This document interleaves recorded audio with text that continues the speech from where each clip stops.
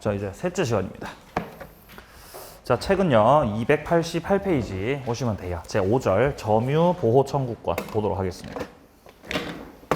자, 점유 보호 청구권은 점유권 가지고 행사를 하게 되는 역시 물권적 청구권입니다. 물권적 청구권.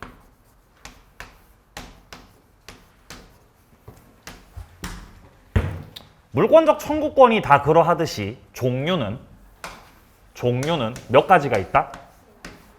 세 가지가 있죠. 종류는 세 가지가 있죠. 세 가지가. 맞습니까? 예, 반환 청구. 첫 번째, 반환을 청구하는 거.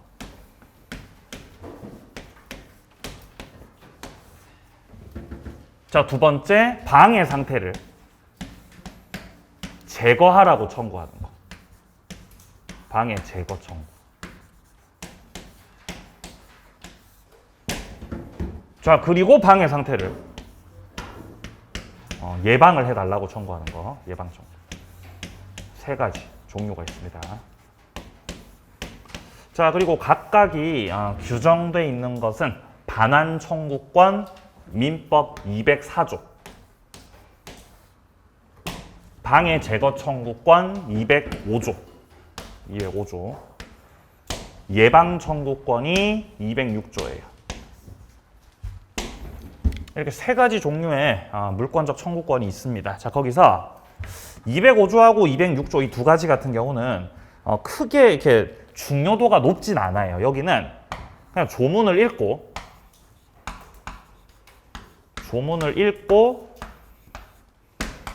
이해한다. 그냥 넘어가면 돼요. 조문 읽고 이해. 근데 204조 같은 경우는 조금 비중이 있습니다. 얘는 좀 비중이 있어서 이 안에 좀 들어가서 관련된 판례들과 사례들도 조금씩 살펴봐야 되는데요. 일단 204조는 총 3항으로 되어 있습니다. 204조 1항, 204조 2항, 204조 3항. 각각의 내용들을 좀 뜯어서 정리를 해보도록 하겠습니다. 204조가 중요해요, 여기서는. 자, 그럼 먼저 일단 각각의 조문들을 좀 살펴보면, 자, 288페이지 먼저 왼쪽, 자, 위쪽에 보시면은 204조부터 나와 있습니다. 자, 1항을 먼저 보게 되면 점유자가 점유의 침탈을 당한 때 물건의 반환 및 손해배상을 청구할 수 있다. 여기서 중요한 단어는 뭐죠? 침탈입니다. 맞아요. 침탈이 있어야 점유물에 대해서 반환을 청구할 수 있고, 그리고 손해배상 청구도 할 수 있다는 뜻이죠. 자, 그리고 2항입니다. 전항의 청구권은 침탈자의 선의의 특별 승계인에 대해서는 행사를 하지 못하죠. 그러니까 행사를 못하는 건 침탈자의 누구한테 행사를 못한다고요? 선의의 특별 승계인. 예, 선의의 특별 승계인 에게는 행사를 못한다 이 말이죠, 지금. 자, 그러면 선의의 특별 승계인에게는 행사를 못하는 거니까 뒷문장에 보면 특별 승계인이 악의인 경우에는 행사가 가능하겠죠. 반대 해석의 결과입니다. 자, 그리고 3항에서 말하고 있는 것은 이 청구권은 침탈을 당한 날로부터 해서 몇 년 내로요? 1년 내로 행사를 해라. 1년 내로. 자, 이 1년이라고 하는 기간이 바로 제척기간이고, 제척기간. 반드시 그 기간 안쪽으로 수를 제기해야 하는 출소기간입니다. 제척기간, 출소기간. 요렇게 정리를 해볼 수 있겠어요. 205조하고 206조도 이어서 볼게요. 205조 1항. 점유자가 점유의 방해를 받았을 때 방해 제거 및 손해배상을 청구할 수 있다. 제거 청구와 손해배상 청구 둘 다 가능하고요. 자, 그리고 2항에 보시면은 전항의 청구권은 방해가 종료한 날로부터 1년 내로 행사를 해야 된다. 역시 제척기간 1년입니다. 206조 1항의 점유자가 점유 방해받을 염려가 있을 때 이때는 예방 또는 손해배상의 담보를 청구할 수 있다라고 돼 있죠. 여기는 또는으로 연결이 돼 있기 때문에 예방 청구하고 손해배상 담보 청구하는 거하고 선택해서 행사를 해야 됩니다. 둘 다 행사는 할 수 없습니다. 자, 그리고 밑에 207조 보죠. 207조 간접 점유자. 자, 1항에서 나오고 있듯이 전 3조의 청구권. 자, 여기서 전 3조의 청구권은 204조, 205조, 206조. 이게 바로 점유 보호 청구권이죠. 자, 이거는 직접 점유자뿐 아니라 간접 점유자도 행사가 가능하다. 2항입니다. 직접 점유자가 침탈을 당한 경우에는 간접 점유자가 그 물건을 직접 점유자에게 반환할 것을 청구하죠. 이게 원칙이죠. 임차인한테 돌려주라고 청구합니다. 자, 만약에 직접 점유자가 물건을 반환받을 수 없거나 이를 원하지 않을 때는 그때는 이제 자기한테 반환하라고 청구하는 거죠. 자, 이제 오른쪽 페이지 가셔가지고요. 02번 타이틀에 보시면은 점유물 반환 청구권 나오고 있죠. 204조에 대한 설명입니다. 침탈이 있어야 되고 선의의 특별 승계인한테는 행사 못하고 1년이라고 하는 제척기간, 출소기간이 존재하고 있다. 자, 이번 순환 과정에서 볼 것은 침탈인 것처럼 보이지만 알고 봤더니 침탈이 아닌 것들이 있습니다. 침탈이 아닌 것들. 자, 먼저 첫 번째입니다. 침탈이 아닌 것들 첫 번째. 자, 갑이란 사람이 어떤 물건을 점유하고 있었어요. 점유자였죠. 자, 근데 갑이 물건을 점유하고 있었는데 을이 갑한테 가가지고 사기친 거지. 사기쳤고 갑이 을로부터 사기를 당해서 이 목적물의 점유를 을한테 넘긴 겁니다. 을이 물건을 갖고 가버린 거죠. 자, 이때 을한테 점유를 넘겨버린 갑은 이 사기꾼 을 상대로 해서 과연 점유물에 대한 반환 청구를 할 수 있겠느냐라고 물어보신다면 반환 청구할 수 있다 못한다 이거? 못하죠. 왜 반환 청구 못하는 거죠? 사기는 뭐가 아니어서? 침탈이 아니어서. 204조 1항에서 말하듯이 침탈이 있어야 점유물 반환 청구를 할 수 있는 거죠.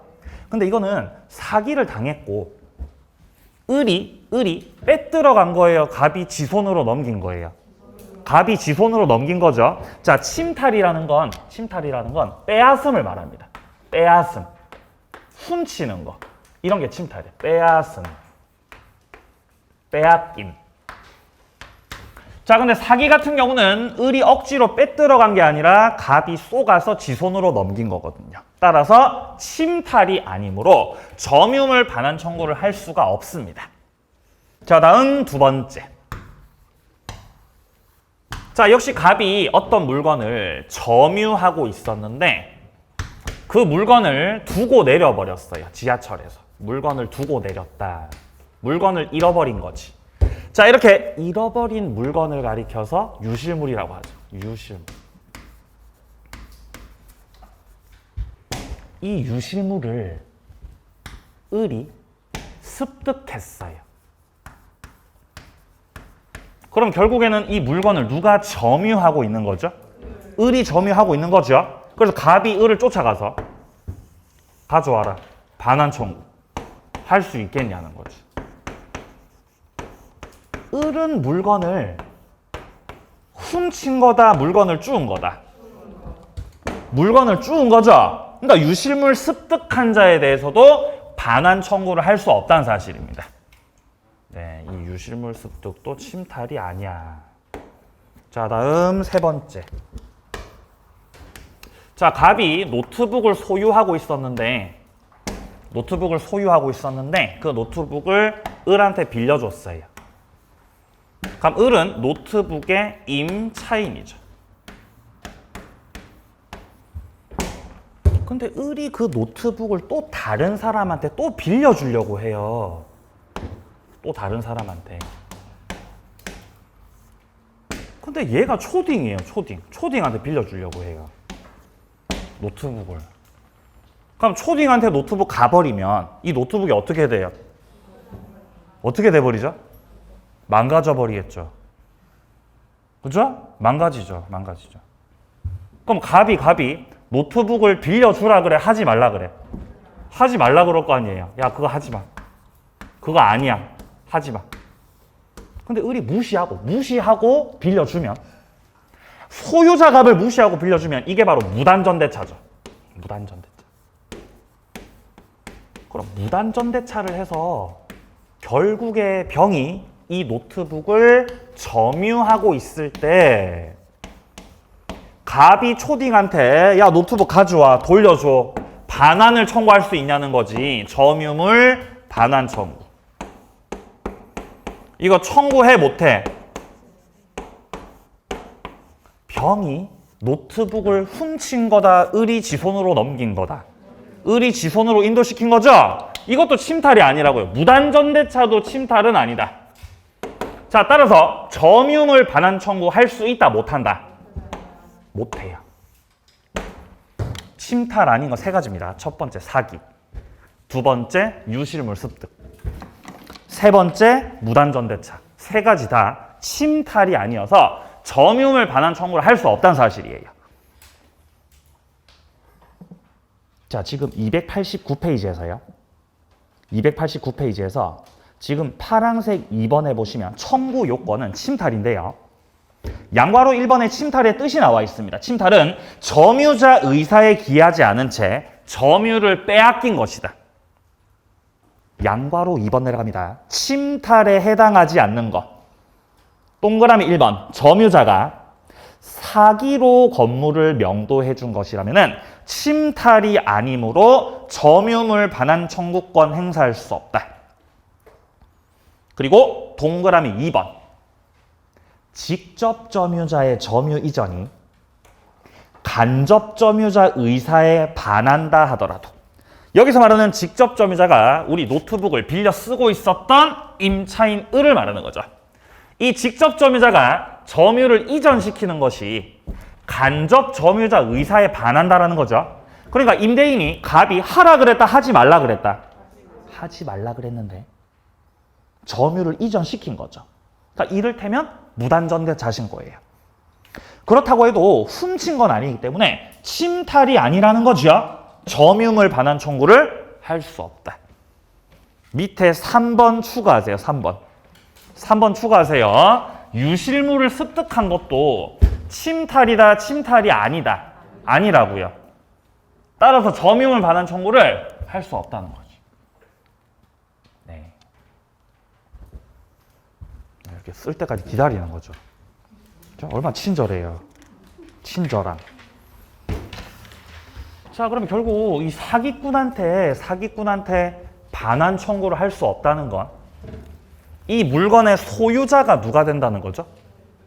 소유자가 을이 된다는 거죠? 그게 아니에요. 그게 아닙니다. 갑은 점유자였죠. 근데 이 물건에 소유자가 따로 있었던 거지. 그럼 점유자는 사기꾼한테 반환 청구 못하지만 소유자는 사기꾼한테 야, 내 거야, 가져와. 반환 청구. 이거 해 못해? 할 수 있죠.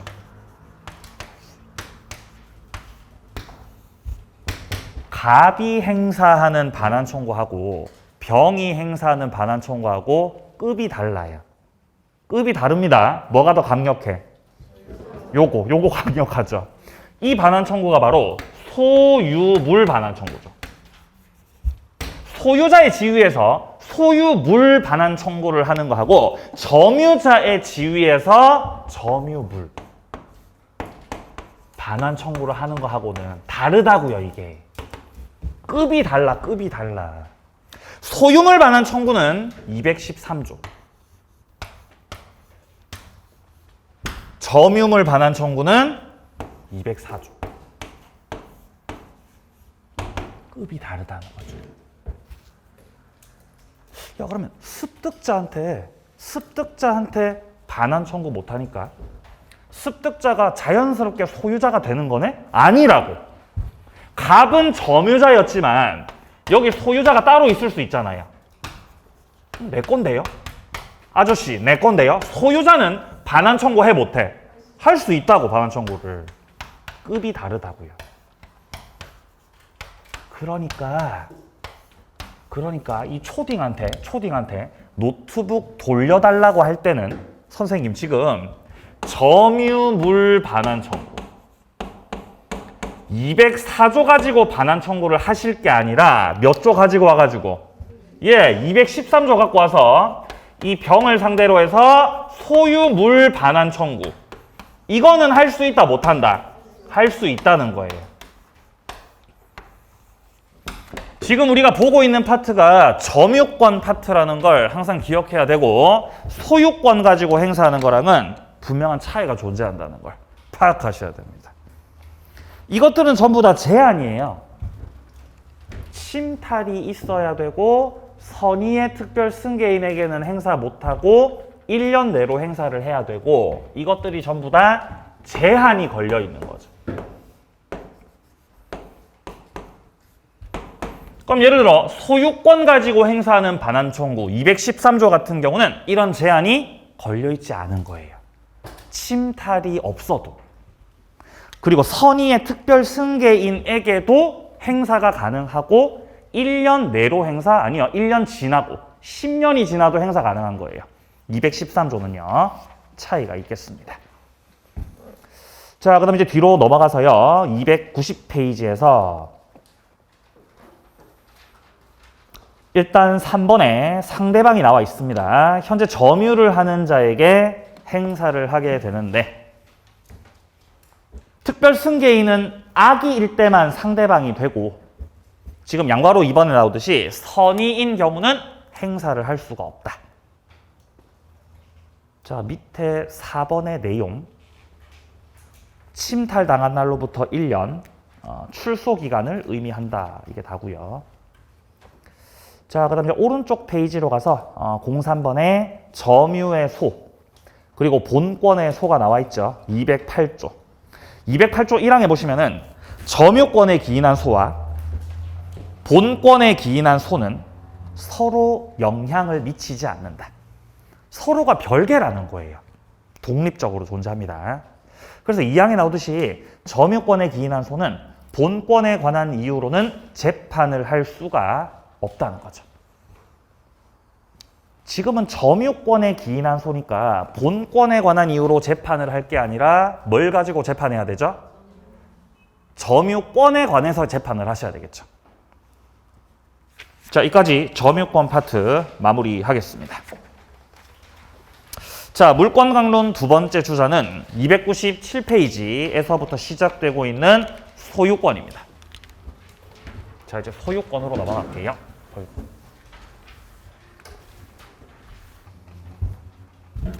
자, 이제 소유권입니다. 소유권.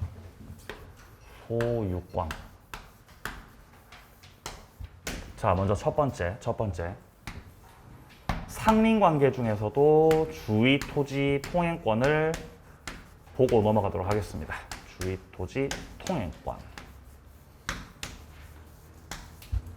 다른 것들은 시험에 안 나오든지 나오더라도 한 문제가 나오기 때문에 여기만 보고 넘어갑니다. 219조하고 220조입니다. 자, 그리고 다음으로 소유권 파트에서 좀 비중 있는 건 취득시효입니다. 취득시효. 시간의 효력을 통해서 권리를 취득하게 되는 제도자. 이거는 245조에서 규정을 하고 있습니다. 245조 1항에 들어갔을 때는 취득시효 중에서 점유 취득시효가 나오고요. 그리고 245조 2항으로 넘어가게 되면 등기부 취득시효가 나오죠. 둘로 이렇게 쪼개집니다. 자, 그 다음에 세 번째로 이게 소유권 파트의 핵심이죠. 매년마다 출제가 되는 이 공유 파트가 있죠. 공유. 여기는 빠지지 않고 출제가 되기 때문에 별 2개입니다. 공유. 별 2개. 자, 그럼 소유권의 개념 같은 경우는 어려울 게 없고 스스로 읽어보시면 되기 때문에 개념은 넘어가고요. 자, 상린관계가 301페이지 제2절에서부터 시작되고 있습니다. 상린관계. 상린관계는 조문들이 대단히 다양하죠. 상린관계는 기본적으로 216조에서부터 244조 이게 싹 다 상린관계들이에요.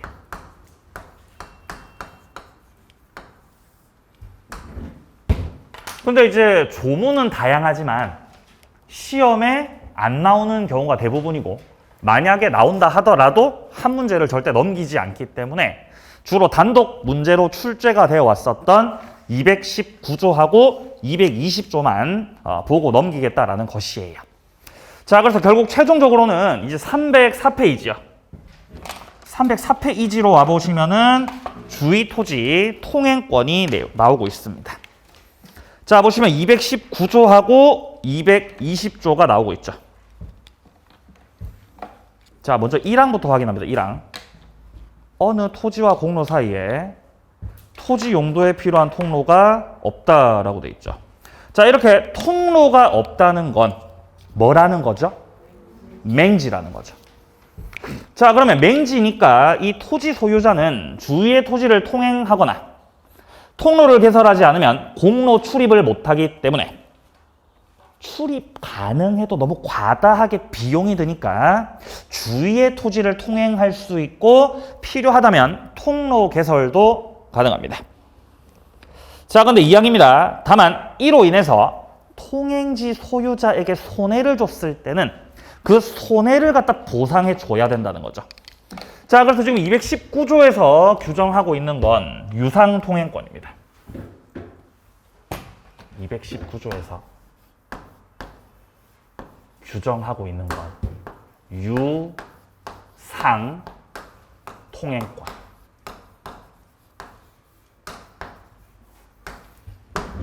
일단 주위토지 통행권에서는 주로 2사람이 나옵니다. 2사람. 이렇게 인접하고 있는 토지가 있고 공로가 있고 공로가 이렇게 있고, 자, 그리고 이렇게 토지가 붙어 있는 상태에서 갑의 토지, 을의 토지가 이렇게 붙어 있고 갑의 땅이 현재 맹지 상태다라는 것입니다. 그러면 맹지를 소유하고 있는 갑은 을의 땅을 밟지 않고서는 공로로 빠져나갈 수가 없기 때문에 필요하다면 통로까지 개설해서 을의 땅을 갖다 이렇게 통행을 할 수 있다는 거지. 그래서 이 갑을 가리켜서 통행권자라고 하는 거죠. 통행권자. 그리고 을 같은 경우는 통행지 소유자죠. 통행지 소유자.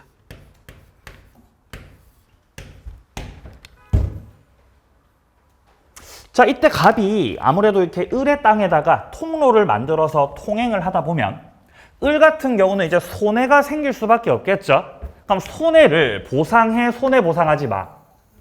손해보상하시라고요. 손해를 보상하시라고요. 그러니까 유상통행이라고요, 무상통행이라고요? 유상이라는 거죠, 유상. 공짜 아닙니다. 공짜 아니에요. 근데 예외적으로 무상통행권이 인정될 수도 있죠. 220조. 무상통행권. 자, 무상통행권이 인정되는 경우는 지금 우리가 조문에서 확인할 수 있듯이 첫째 줄, 공로에 통하고 있던 토지가 토지 분할이나 일부 양도로 공로에 출입이 막힌 경우라면은 그 토지 소유자는 다른 분할자나 양도 당사자의 토지를 통행할 수 있는데 이때는 보상 의무가 없다라고 되어 있습니다. 자, 보상 의무가 없다는 것 자체가 무상이라는 거고, 이런 경우는 무상의 통행권이 인정되는 경우는 맹지가 됐던 원인 자체가 뭐일 때? 분할. 분할이나 또 뭐일 때? 일부 양도일 때. 맞아요. 이걸로 맹지가 됐을 때는 무상통행권이 인정된다는 것이에요. 네. 내려가세요, 밑으로. 파란색 1번부터 확인합니다. 통행권의 요건입니다. 자, 일단 통행권이 인정되는 경우는 첫 번째입니다. 통로가 없어야 돼요. 통로가 없다는 건 맹지일 때라는 거죠. 그때 통행권이 인정된다. 양보하러 2번입니다. 통로가 있습니다. 통로가 있다는 것 자체가 맹지라는 거, 맹지 아니라는 거. 맹지 아닌 거잖아요, 그러면. 아니, 선생님, 통로가 있다고요? 예, 통로 있어요. 이렇게. 둘러갈 수 있다고. 이렇게 둘러서 이렇게 할 수 있다고. 그럼 지금은 통로가 있으니까 통로로 나가야 돼? 을당을 통행해야 돼? 통로로 나가야지. 왜냐면 선생님 맹지 아니잖아요. 그럼 통로로 나가셔야 통로로 이렇게. 근데 통로로 다니면 뭐가 문제죠? 예? 뭐가 문제예요? 다리 아프죠? 다리 아프죠? 그러니까 나는 공로로 나갈 때 둘러서 가고 싶어? 최단 거리로 가고 싶어? 최단 거리로. 최단 거리로 가는 게 더 편리하잖아. 편리하니까 나는 편리하다는 이유로 당신 땅을 밟고 통행권 행사를 하겠다. 라는 거 돼, 안 돼? 안 돼요. 편리하다는 이유로 안 됩니다.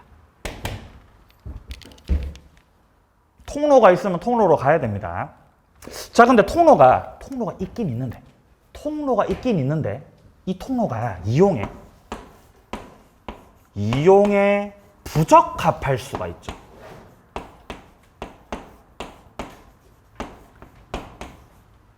자, 통로가 이용에 부적합하다라는 건, 야, 여기 가보니까 지뢰가 겁나 깔려있어, 지뢰가 깔려있는 거죠.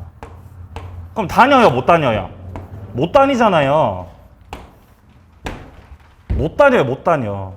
그럼 통로가 있긴 있지만 이용에 부적합한 관계이기 때문에 이때는 맹지가 아니더라도 을당을 통행할 수 있는 거다, 없는 거다? 통행할 수 있다는 거죠. 이런 경우는 통행권 인정이 되겠습니다. 자, 그게 지금 양과로 2번에서 나오고 있는 판례입니다. 이미 통로가 있더라도 당의 토지 이용에 부적합해서 실제 통로로서의 충분한 기능을 하지 못한다면 통행권은 인정되겠습니다. 자, 밑에 3번이요. 통행권 인정되는 자. 적법한 사용권 가진 자에게 인정이 됩니다. 자, 소유자뿐 아니라 뭐 토지의 지상권자나 전세권자들한테도 통행권 행사가 가능하겠습니다. 자, 근데 둘째 줄에 나오고 있는 불법 점유자.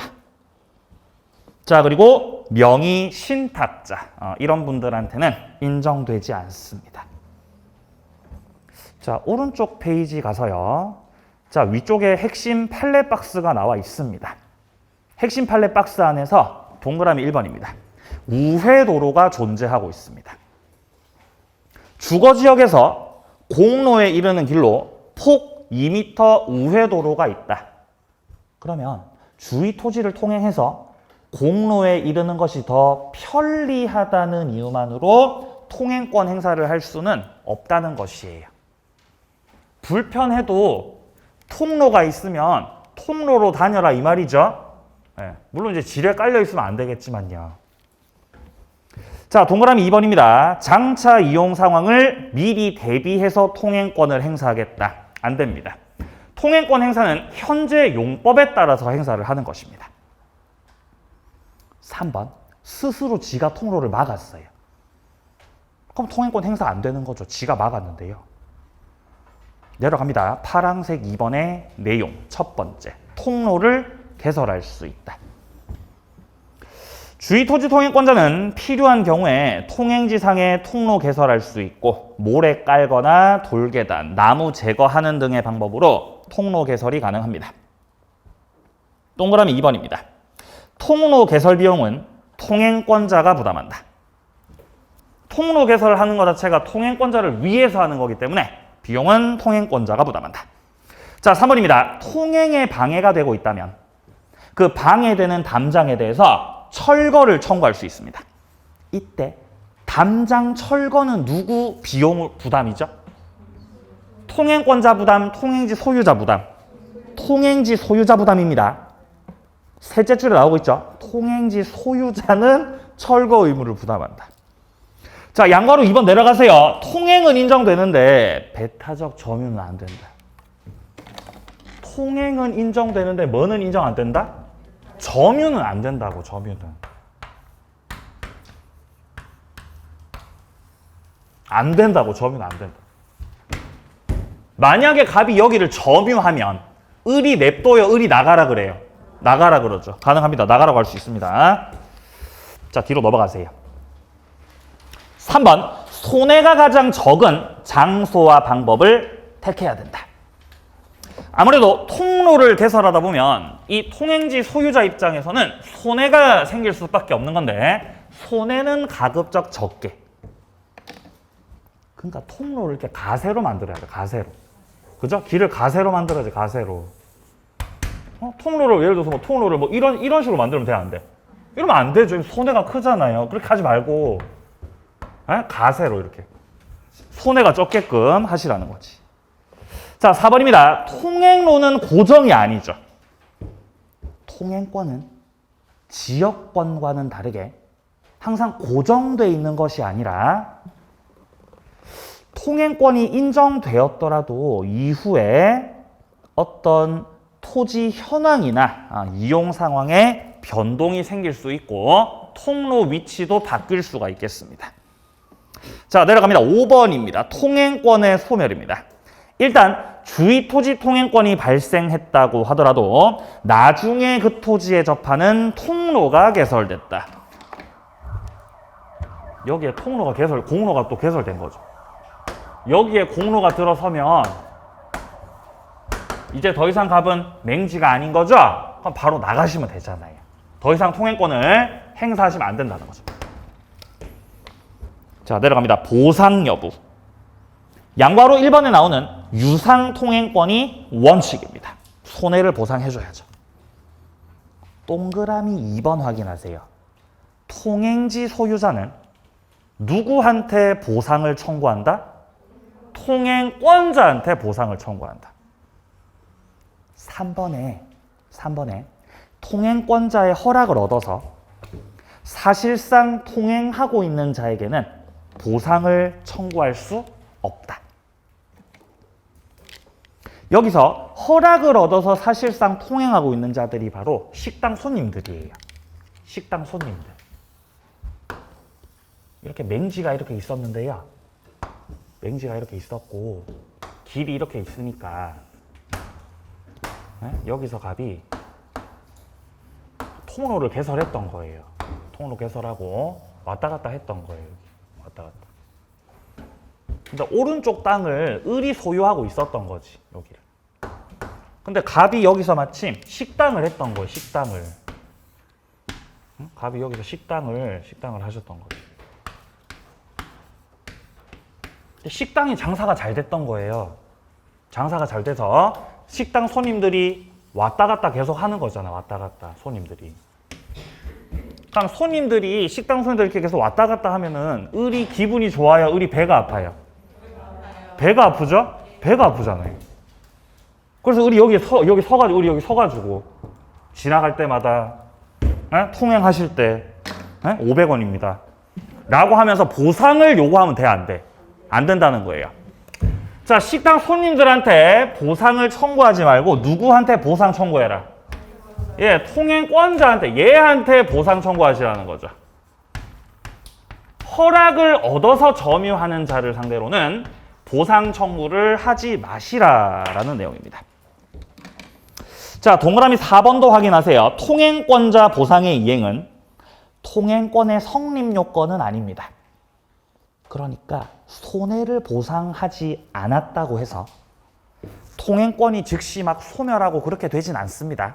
그냥 돈 안 냈으니까 채무 불이행이 될 뿐이에요. 자, 내려갑니다. 무상통행권입니다.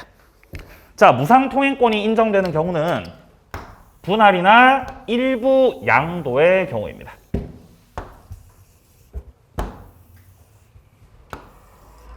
갑하고 병하고 토지를 공유하고 있었고 오른쪽 땅은 을이 가지고 있었고 통로는 위쪽에 나 있었다. 요렇게 통행을 하고 있었다. 갑하고 병하고.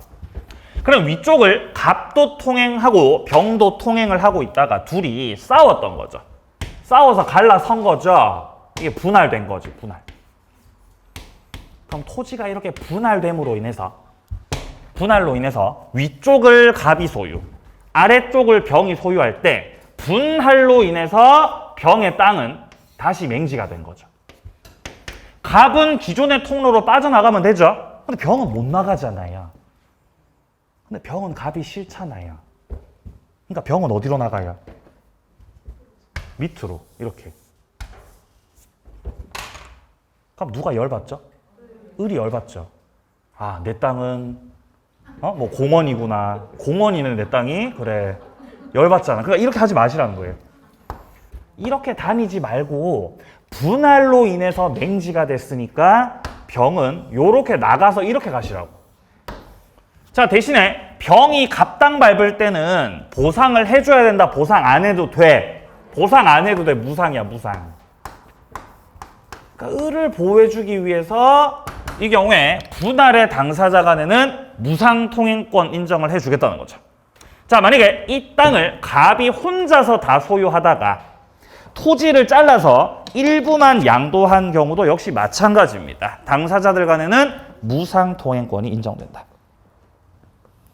그래서 무상통행권에서는 첫째 줄에 분할, 일부 양도 여기 확인합니다. 이때 둘째 줄, 그 토지 소유자는 다른 분할자 또는 양도 당사자의 토지를 통행할 수 있고 제3자의 토지를 통행하지 못합니다. 이때는 보상의 의무가 없다.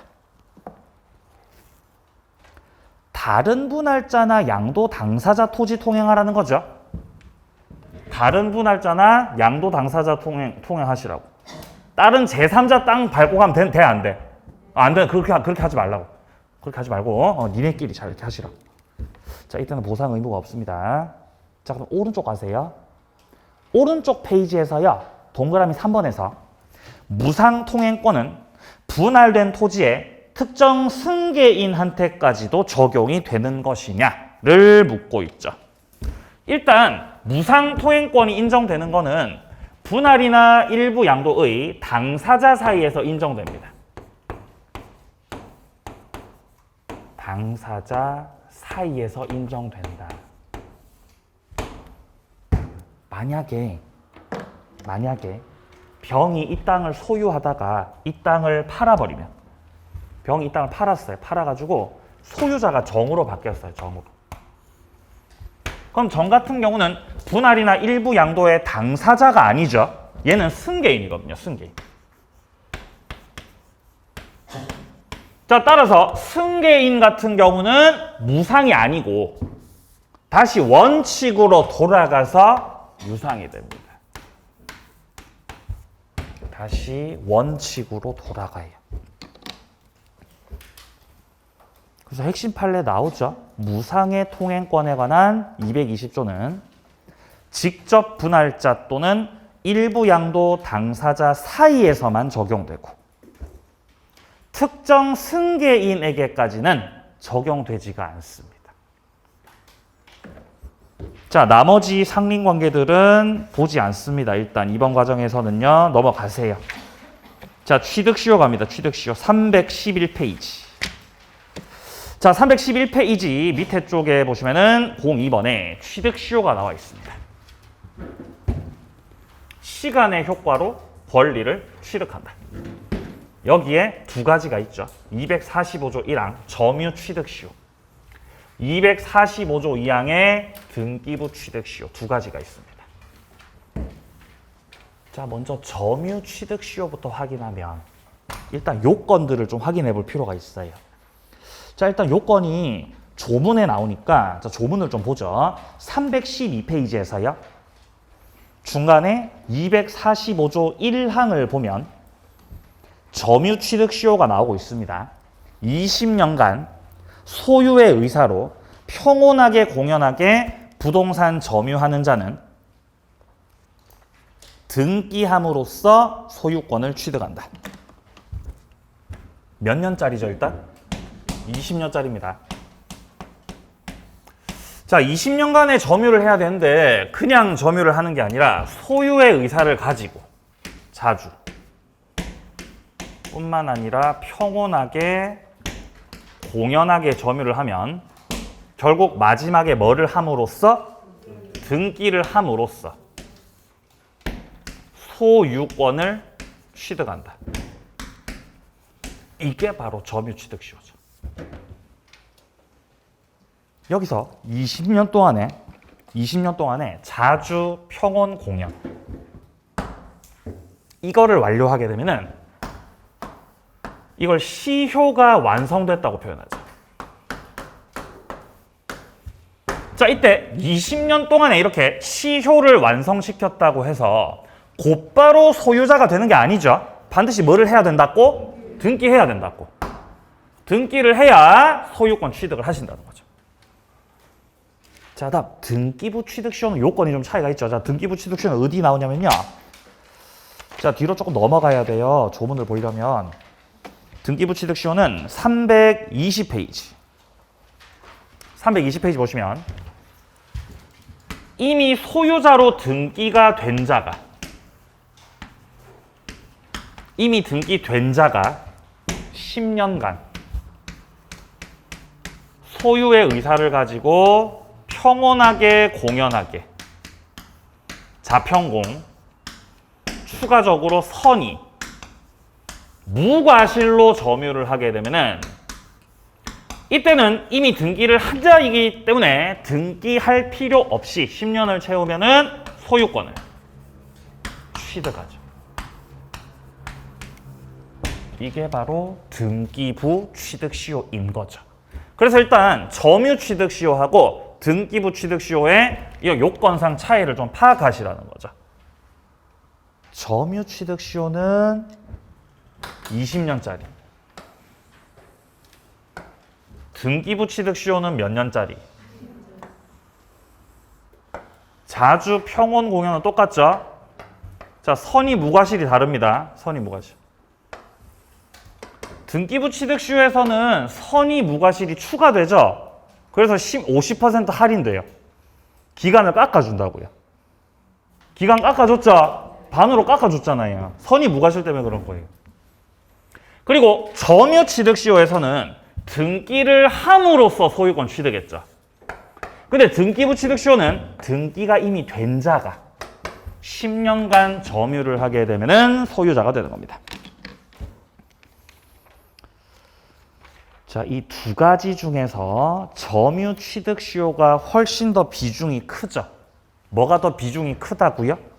점유 취득 시효가. 얘가 비중이 크다고요, 얘가 메인이에요, 메인. 얘는 그냥 좀 떨거지. 얘는 좀 떨거지예요. 얘가 메인이에요. 점유 취득 시효가 메인입니다. 밑에 건 잘 안 나옵니다. 주로 점유 취득 시효가 나오죠. 자, 한 개씩 보겠습니다. 자, 먼저 어디부터 보시면 되냐면요. 일단 312페이지요. 312페이지. 밑에 쪽서부터 확인하겠습니다. 자, 먼저 양괄호 1번에서 취득 시효 대상이 되는 것들 나와 있습니다. 동그라미 1번. 성명 불상자의 토지. 누구 건지 잘 모르겠습니다. 그래도 기간 채우면 시효 취득할 수 있습니다. 자, 동그라미 2번입니다. 권원이 불분명하다. 자주 평온 공연 점유하면 취득 시효 가능합니다. 자, 3번으로 내려가죠. 국유재산. 원칙적으로 안 되죠. 근데 그 중에서도 일반 재산, 잡종 재산 같은 경우는 취득 시효가 가능하죠. 자, 4번입니다. 자기 소유 토지도 취득 시효를 할 수 있습니다. 자기 건데 왜 취득시효를 주장하냐라고 물어보신다면은 소송을 빨리 끝내려고. 빨리 소송을 승소시키기 위해서 자기 거를 주장해도 되겠습니다. 자, 내려갑니다. 양괄호 2번에서 취득시효 대상이 될 수가 없는 것. 도로, 공원, 당연히 안 되죠. 이건 공공용 재산인데요. 행정재산이죠. 안 됩니다. 자, 그리고 동그라미 2번에 나오는 집합 건물에서의 공용 부분. 다 같이 쓰는 부분이죠? 안 됩니다. 넘기세요. 요건. 자, 먼저 첫 번째 요건으로 지금 우리 책에서 말하고 있는 것은 20년간의 점유입니다. 자, 동그라미 1번이요. 제3자를 점유 매개자로 해서 간접으로 점유한 자, 시효 취득을 부정할 수 없다고 되어 있습니다. 이게 말하는 게 뭐냐면은 20년간의 점유가 꼭 직접 점유일 필요 없고 무슨 점유여도 괜찮다? 간접 점유여도 괜찮다는 거예요. 내가 스스로 농사를 지을 수도 있겠지만 임대차를 해서 내가 간접으로 점유를 해도 취득시효 가능하다는 겁니다. 자, 내려가죠. 동그라미 2번에 점유 기산점 문제가 나오고 있습니다. 기산점. 자, 기산점이라는 건 시작점을 말하는 거예요. 시작점. 여기에 소유자가 있어요. 여기에 소유자가 있습니다. 그리고 이 부동산에 대해서 점유자가 있습니다.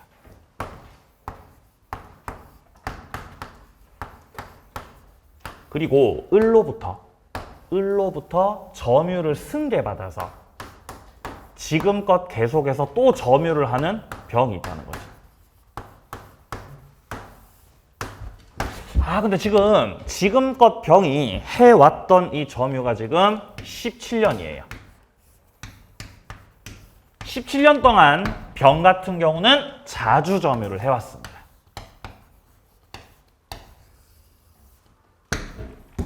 그럼 17년 동안에 자주 점유를 하셨기 때문에 자기의 점유만을 주장한다면 취득시효를 할 수 없겠죠? 그러면 앞사람의 점유를 합산을 해야 되겠죠? 자, 을은 5년간 점유를 했던 거예요. 오, 잘 됐죠? 그럼 앞에 했던 을의 점유하고 합산을 해서 주장하게 되면은 몇 년을 주장할 수 있다? 22년이요. 맞나요?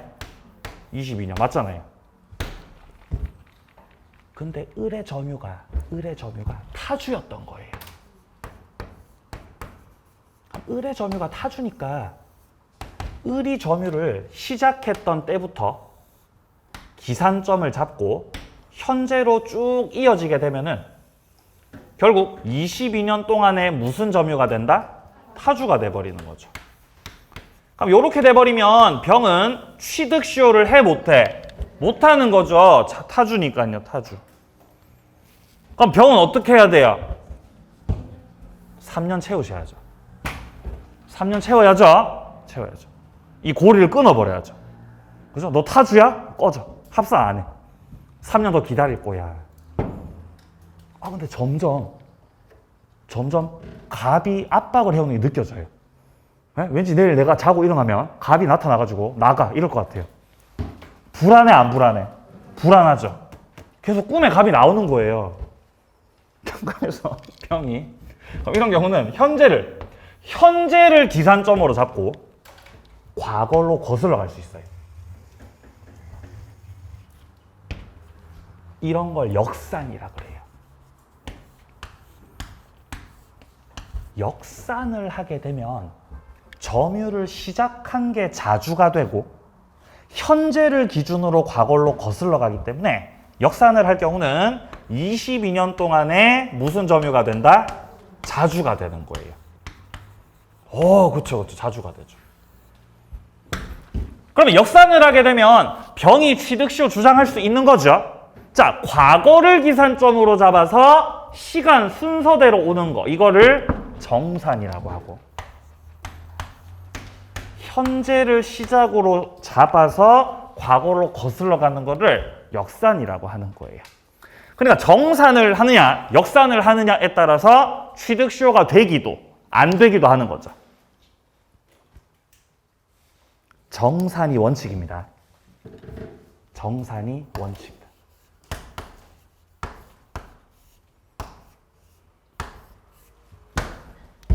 역산 같은 경우는 예외적으로 허용돼요. 예외적으로 허용된다. 언제 역산이 허용되느냐? 자, 예외적으로 역산이 허용되는 경우는 소유자의 이 기간 동안의 소유자의 변동 없을 때. 이 기간 동안 소유자 변동이 없을 때 그때 비로소 역산이 가능해진다 라는 것이에요. 자, 책에서 좀 내용 좀 확인해 보죠.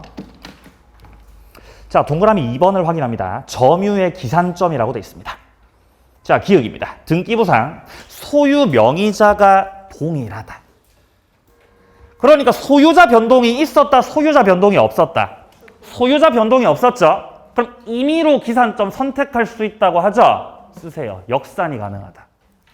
씁니다. 역산이 가능하다. 소유자 변동이 없었으니까. 내려가서 니은이요. 등기부상 소유 명의자의 변동이 있었다. 아, 이러면 역산 안 돼요. 이런 뭐밖에 안 돼? 정산밖에 안 되는 겁니다. 자, 만약에 요 기간 동안에 소유자가 갑에서 뭐 정으로 바뀐 적이 있다. 소유자가 변동이 됐었네요. 그러면 이거 정산밖에는 안 된다는 겁니다. 자, 밑에 표 확인하세요. 소유자 변동이 있을 때 이때는 임의로 선택 못하고 점유 개시 시부터 기산일로 한다. 이게 뭐죠? 정산.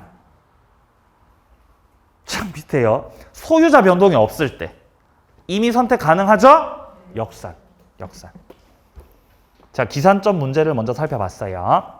자, 다음 이어지는 내용들은 조금 쉬었다가 이어서 보도록 하겠습니다.